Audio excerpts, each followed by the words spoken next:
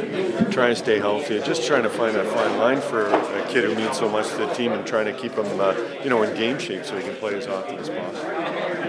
Yeah, I mean, I think we're all aware of how much he means to this team, to this organization. You look at him and Leon Nuge, the amount of minutes they play on a nightly basis. On average, the last 5 or so games, they're probably around 25 and over. That's a lot of minutes. It's demanding. And those guys, they get most of the attention from the opponent. So, They every day they come in and they have a great attitude.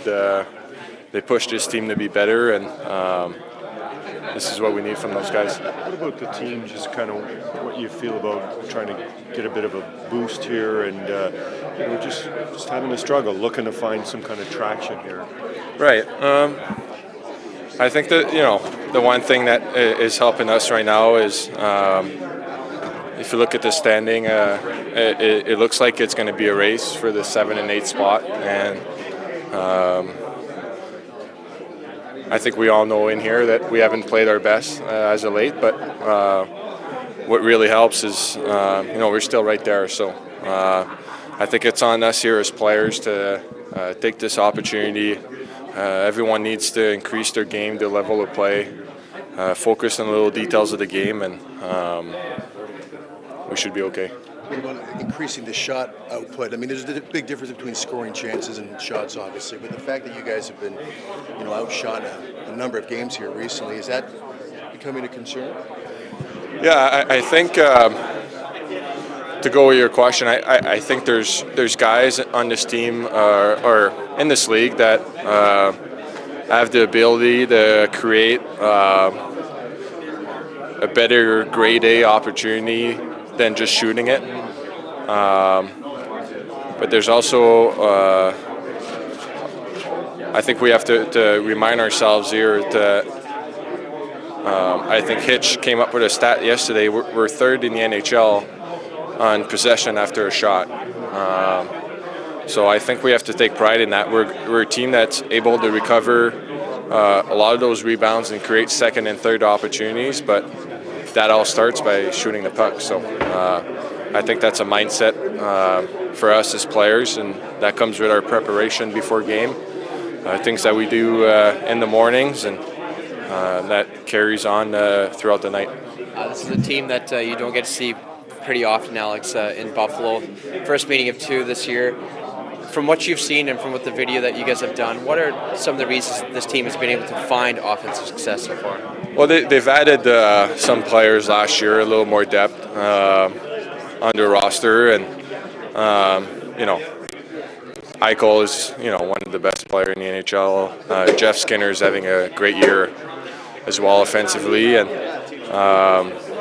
they're a team that's really good off the rush. They feed off turnovers and mistakes from the other team, and I think that's the thing that we have to focus on is limit our turnovers. Our puck management has to be really good tonight, and I think the rest of all that stuff is going to take care of itself. Thanks, Alex. Appreciate your time.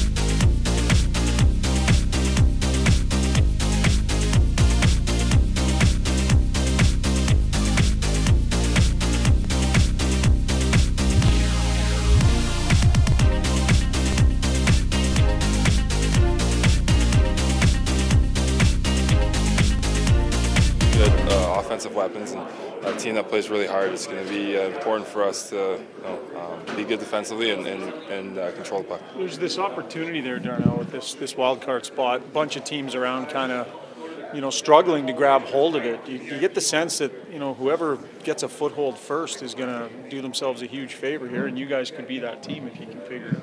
Yeah, we're not really worried about anyone else. We're only worried about our own game. We know the opportunity that we have ahead of us. We are in the position now.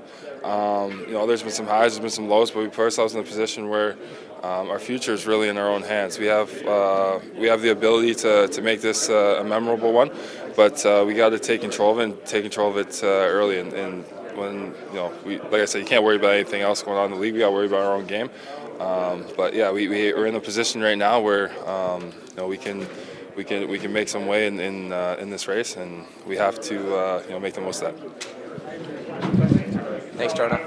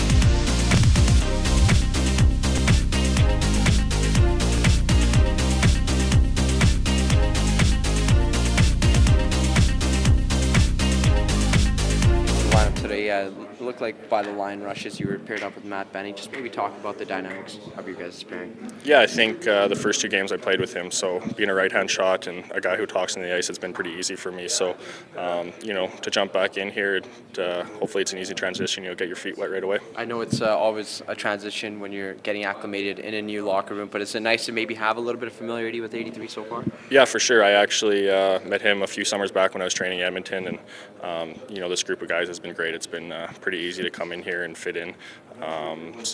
When you got guys like that, it makes it easy, especially out on the ice. It's the first of 2 meetings between Buffalo and Edmonton tonight. I know you guys don't get to see them on a nightly basis because they're on a different conference, but what have you seen from them that has allowed them to maybe find a little bit more offensive success than expected? Yeah, I think, the guys they had in the past, Reinhardt and Eichel, have kind of brought their games to the next level, and they've got some pretty good goaltending this year. And then, you had Skinner and Sheary and some good offensive pieces.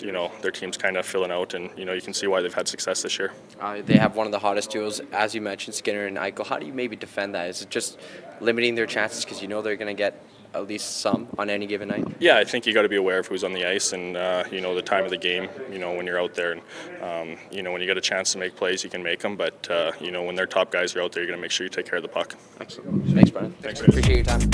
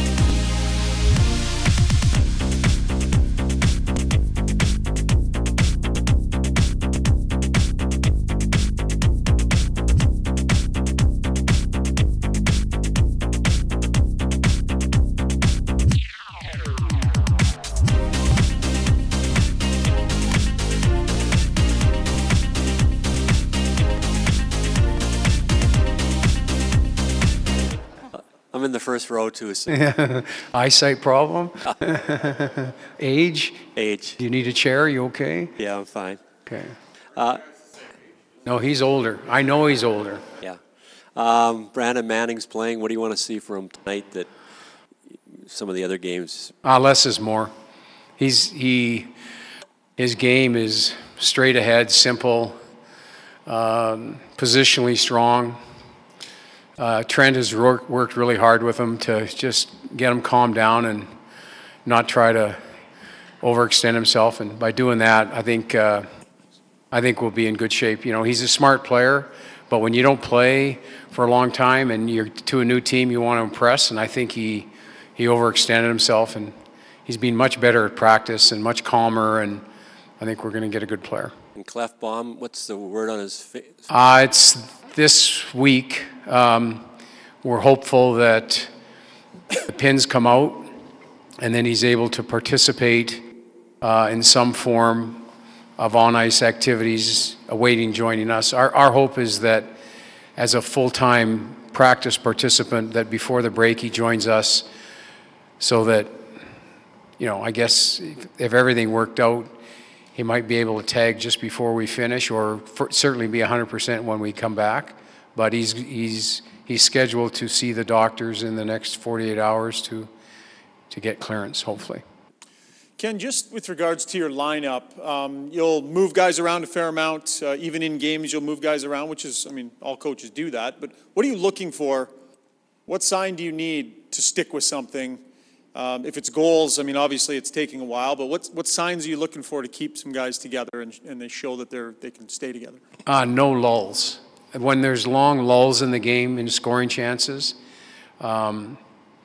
you're trying to spark something. That's one of the things that we've gone through for a little while now, is we have long lulls waiting on one group to do it, and we're trying to spark secondary scoring chances, secondary pressure. And when there's a long lull where there's nothing that goes on and then you're waiting for one threesome to do everything, that doesn't bode well for winning hockey. And so we're trying to find combinations that give us, you know, a little bit of that wave mentality where we're coming at you with one group, followed up with another group. Now we're creating momentum. And I think there's been games where there's been a lot of lulls before something gets going, and we're trying to get away from that so that we can create a better sense of momentum in the game. And just to follow up, is there a danger with too much movement or inconsistency that the players can't get a foothold, and how do you strike that balance of needing to find what you're looking for? Well, everybody either enjoys combinations or complains about combinations. I've never been a big believer in 3, so I try to stay consistent with 2, and the third guy to me is interchangeable. I've got an interesting situation where I've got 4 guys that kind of have all played in various stages with each other, so that part is interchangeable. And that's obviously Nugent Hopkins, Chason, Leon, and Connor. So I'm able to move those 4 guys around because they're used to playing with each other because they play so much on the power play. So I look at those guys as the 4 guys that just stay in the top 6, and then whatever's going plays with them, and whatever's not goes down the level. Ken, from your perspective, just a couple thoughts on you know, what you're dealing with tonight and playing against Buffalo. Your thoughts on what Buffalo brings? Well, they've really changed, and they've really become a good team. And they're a team that if we allow them to play on the move, they're going to hurt us big time. And we've got to get our game out there. Our game is different than their game. Our game is more of a deeper game.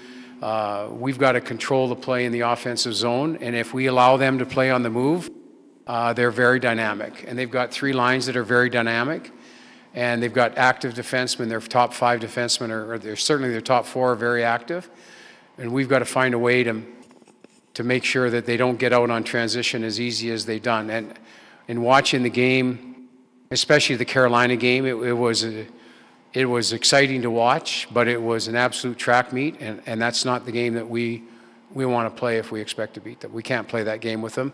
And vice versa, I think our game suits up well for for making them defend more than they want to. Yamamoto's not ready to obviously even take part on a particular line. Yeah, well, today's assessment day, so if he's green lighted today, then he's a full go tomorrow. So we're just doing the on-ice evaluation right now as I'm forced to speak to you. And if we get the green light today, then he's good to go, then he's part of the equation here. So hopefully he gets a green light today. And Petrovic, what's the story with Alec? Oh, sorry? Petrovic, what's the story there? Still? This is the final stage. He'll be evaluated tonight. And again, same thing. He's gone through the skating stage. He passed the skating stage, which is the last on ice. And if he's green lighted, then he'll participate on a full-time basis tomorrow and be ready for selection too. Okay.